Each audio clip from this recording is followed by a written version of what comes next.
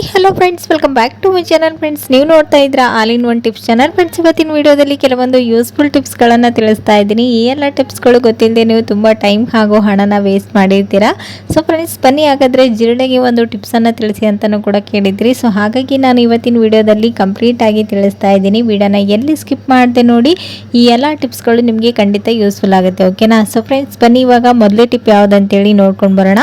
So ಇಲ್ಲಿ ನೋಡ್ತಾ ಇರ್ಬೋದು, ಈ ರೀತಿ ಲೆದರ್ ಬೆಲ್ಟ್ಗಳನ್ನು ನೀವು ಒಂದಲ್ಲಿ ಸ್ಟೋರ್ ಮಾಡಬೇಕು, ಇಲ್ಲಾಂದರೆ ಕ್ಯಾರಿ ಮಾಡಬೇಕಂದಾಗ ಈ ರೀತಿ ಫೋಲ್ಡ್ ಮಾಡಿ ಇಟ್ಬಿಡ್ತೀರಾ. ಅವಾಗ ಇದೇನಾಗ್ತಾ ಇರುತ್ತೆ, ಫೋಲ್ಡ್ ಆಗಿ ಕಟ್ ಆಗ್ತಾ ಇರುತ್ತೆ. ಸೊ ಅದನ್ನು ನೀವು ಯಾವುದೇ ರೀತಿ ರಬ್ಬರ್ ಬ್ಯಾಂಡನ್ನು ಯೂಸ್ ಮಾಡ್ತೀನಿ ಯಾವ ರೀತಿ ಫೋಲ್ಡ್ ಮಾಡಿಕೊಂಡು ಇಟ್ಕೊಳ್ಳೋದಂತೇಳಿ ತೋರಿಸ್ತಾ ಇದ್ದೀನಿ. ಇಲ್ಲಿ ನೋಡ್ತಾ ಇರ್ಬೋದು ವಿಡಿಯೋದಲ್ಲಿ, ಈ ರೀತಿ ನಾನು ವಿಡಿಯೋದಲ್ಲಿ ತೋರಿಸಿದಾಗೇ ಬೆಲ್ಟನ್ನು ಔಟ್ ಸೈಡ್ ಹಾಕ್ತೇನೆ, ಇನ್ಸೈಡ್ ಹಾಕಿ ಈ ರೀತಿ ಟರ್ನ್ ಮಾಡ್ತಾ ಬರಬೇಕು. ಈ ರೀತಿ ಮಾಡಿಕೊಂಡು ಇಟ್ಕೊಳ್ಳೋದ್ರಿಂದ ನೀವು ಕಡಿಮೆ ಪ್ಲೇಸಲ್ಲಿ ಜಾಸ್ತಿ ಬೆಲ್ಟ್ಗಳನ್ನು ಸ್ಟೋರ್ ಮಾಡ್ಬೋದು. ಹಾಗೆಯೇ ನೀವು ಈಸಿಯಾಗಿ ಇದನ್ನು ಕ್ಯಾರಿ ಕೂಡ ಮಾಡ್ಬೋದು. ಸೊ ನೋಡ್ತಾ ಇದ್ರಲ್ವಾ, ಕಡಿಮೆ ಪ್ಲೇಸಲ್ಲಿ ಇದನ್ನು ಸ್ಟೋರ್ ಕೂಡ ಮಾಡ್ಬೋದು. ಸೊ ಈ ಒಂದು ಟಿಪ್ಸ್ ಕೂಡ ಖಂಡಿತ ಯೂಸ್ಫುಲ್ ಆಗುತ್ತೆ. ಒಂದ್ಸರಿ ಟ್ರೈ ಮಾಡಿ ನೋಡಿ, ಓಕೆನಾ?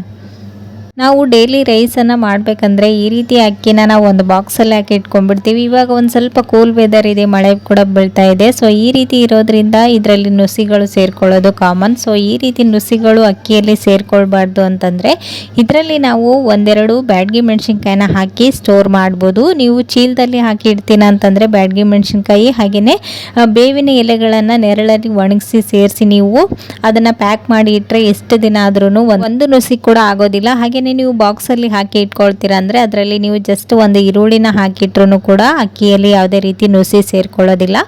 ಸೊ ಈ ಒಂದು ಟಿಪ್ಸ್ ಕೂಡ ಖಂಡಿತ ಯೂಸ್ಫುಲ್ ಆಗುತ್ತೆ. ಒಂದ್ಸರಿ ಟ್ರೈ ಮಾಡಿ ನೋಡಿ, ಓಕೆನಾ? ಸೊ ನೆಕ್ಸ್ಟ್ ಟಿಪ್ ಬಂದು, ಇದು ನಿಮ್ಮ ರಿಕ್ವೆಸ್ಟೆಡ್ ವಿಡಿಯೋ. ಕಿಚನ್ನಲ್ಲಿ ಜಾಸ್ತಿ ಜಿರಳೆಗಳಿದೆ, ಅದಕ್ಕೆ ಏನಾದರೂ ಒಂದು ಟಿಪ್ಸನ್ನು ತಿಳಿಸಿ ಅಂತ ಕೇಳಿದ್ರಿ. ಸೊ ಮನೆಯಲ್ಲಿರ್ತಕ್ಕಂಥ ಸಾಮಾನುಗಳನ್ನೇ ಯೂಸ್ ಮಾಡಿಕೊಂಡು ನೀವು ಜಿರಳೆನ ಈಸಿಯಾಗಿ ಓಡಿಸ್ಬೋದು. ಸೊ ಇಲ್ಲಿ ನೋಡ್ತಾ ಇದ್ರಲ್ವ, ಈ ರೀತಿ ನೀವು ಉಳಿದಿರ್ತಕ್ಕಂಥ ರೈಸ್ನಲ್ಲಿ ಜಸ್ಟ್ ಈ ರೀತಿ ಡೊಮ್ಯಾಕ್ಸ್ ಅಥವಾ ಹಾರ್ಪಿಕ್ನ ಮಿಕ್ಸ್ ಮಾಡಿ ಈ ರೀತಿ ಚಿಕ್ಕ ಚಿಕ್ಕ ಉಂಡೆಗಳನ್ನು ಮಾಡಿ ಎಲ್ಲಿ ಸಿಲಿಂಡರ್ ಹತ್ರ ಆಗಿರ್ಬೋದು ಅಥವಾ ಸಿಂಕ್ ಹತ್ರ ಅಲ್ಲೆಲ್ಲಾನು ಜಿರಳೆಗಳು ಬರ್ತಾ ಇರುತ್ತಲ್ವ, ಅಲ್ಲಿ ಈ ಒಂದು ಹಾರ್ಪಿಕ್ ಹಾಗೂ ರೈಸ್ ಉಂಡೆಗಳನ್ನು ಮಾಡಿ ಇಟ್ಕೊಳ್ಳೋದ್ರಿಂದ ಇದರ ಸ್ಮೆಲ್ಗೆ ಇಲಿಗಳು ಯಾವುದು ಬರೋದಿಲ್ಲ. ಸೊ ಈ ಒಂದು ಟಿಪ್ಸ್ ನೀವು ಮನೆಯಲ್ಲಿ ಇರ್ತಕ್ಕಂಥ ಸಾಮಾನುಗಳೇ ಆಗಿರೋದ್ರಿಂದ ನೀವು ಖಂಡಿತ ಟ್ರೈ ಮಾಡ್ಬೋದು. ಸೊ ಇದನ್ನು ಮಾಡುವಾಗ ಸ್ವಲ್ಪ ನೀವು ಕೇರ್ಫುಲ್ ಆಗಿ ಮಾಡ್ಕೊಳ್ಬೇಕಾಗತ್ತೆ, ಯಾಕಂದರೆ ಹಾರ್ಪಿಕ್ ಅಷ್ಟೊಂದು ಹೆಲ್ತಿಗೆ ಒಳ್ಳೆಯದಲ್ಲ. ಸೊ ನೀವು ಇದನ್ನು ಕೇರ್ಫುಲ್ ಆಗಿ ಟ್ರೈ ಮಾಡಿ ನೋಡಿ, ಖಂಡಿತ ಈ ಒಂದು ಟಿಪ್ಸ್ ಯೂಸ್ಫುಲ್ ಆಗುತ್ತೆ, ಓಕೆನಾ? ಸೊ ಇಲ್ಲಿ ನೋಡ್ತಾ ಇರ್ಬೋದು, ಗೋಡೆ ಸಂದಿಗಳಲ್ಲೆಲ್ಲ ಈ ಜಿರಳೆಗಳು ಬರ್ತಾ ಇರುತ್ತೆ ಸಿಂಕ್ ಹತ್ರ, ಅಲ್ಲೆಲ್ಲನೂ ಕೂಡ ಈ ರೀತಿ ರೈಸ್ ಬಾಲ್ಗಳನ್ನು ಇಡೋದ್ರಿಂದ ಜಿರಳೆಗಳು ಕಿಚನಲ್ಲಿ ಬರೋದನ್ನು ಅವಾಯ್ಡ್ ಮಾಡ್ಬೋದು. ಸೊ ಈ ಒಂದು ಟಿಪ್ಸ್ ಕೂಡ ಖಂಡಿತ ಯೂಸ್ಫುಲ್ ಆಗುತ್ತೆ. ಒಂದ್ಸರಿ ಟ್ರೈ ಮಾಡಿ ನೋಡಿ, ಓಕೆನಾ?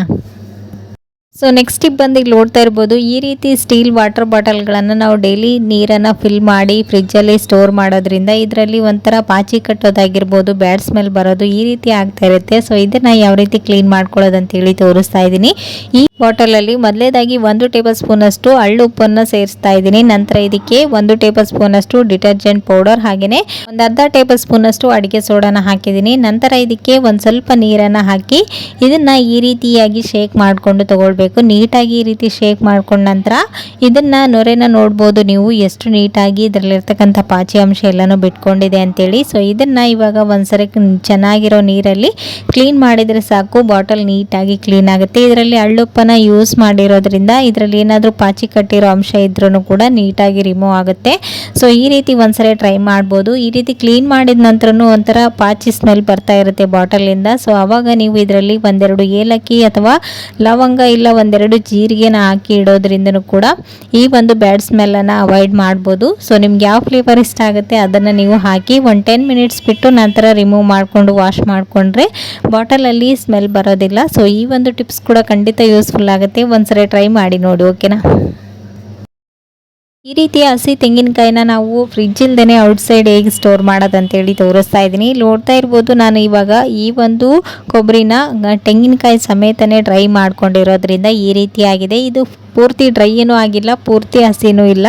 ಈ ರೀತಿ ಇದ್ದಾಗ ನಾವು ಔಟ್ಸೈಡ್ ಇಟ್ಬಿಟ್ರೆ ಇವಾಗ ಕ್ಲೈಮೇಟ್ ಸ್ವಲ್ಪ ಕೂಲ್ ಇರೋದ್ರಿಂದ ಬೇಗನೆ ಬೂಜ್ ಬಂದ್ಬಿಡುತ್ತೆ. ಸೊ ಹಾಗಾಗಿ ಇದು ಮತ್ತೆ ಯೂಸ್ ಮಾಡೋದಕ್ಕೂ ಆಗಲ್ಲ. ಸೊ ಆ ರೀತಿ ಆದಾಗ ಫ್ರಿಜ್ ಇಲ್ದೇ ನೀವು ಈ ರೀತಿ ಸ್ಟೋರ್ ಮಾಡ್ಬೋದು. ಸೊ ಇಲ್ಲಿ ನೋಡ್ತಾ ಇದ್ರೆ ಒಂದು ಪಾತ್ರೆಯಲ್ಲಿ ನಾನು ನೀರನ್ನು ಹಾಕಿ ಅದರಲ್ಲಿ ಈ ಒಂದು ಕೊಬ್ಬರಿನ ಹಾಕಿ ಇಡ್ತಾ ಇದ್ದೀನಿ. ಇದನ್ನು ನೀವು ಈ ರೀತಿ ಫ್ರಿಜ್ ಇಲ್ಲದೆ ಔಟ್ಸೈಡ್ ಇಡಬೇಕು. ಹಾಗೆಯೇ 2 ಡೇಸ್ಗೆ ಒಂದ್ಸರಿ ಈ ನೀರನ್ನು ಚೇಂಜ್ ಮಾಡ್ಕೊಳ್ತಾ ಇದ್ರೆ 15 ಡೇಸ್ವರೆಗೂ ಈ ಒಂದು ಹಸಿ ತೆಂಗಿನಕಾಯಿ ಫ್ರೆಶ್ ಫ್ರೆಶ್ ಆಗಿ ಚೆನ್ನಾಗಿರುತ್ತೆ. ನಿಮ್ಗೆ ಯಾವಾಗ ಬೇಕೋ ಆವಾಗ ನೀವು ಕುಕ್ಕಿಂಗಲ್ಲಿ ಯೂಸ್ ಮಾಡ್ಬೋದು. ಓಕೆನಾ.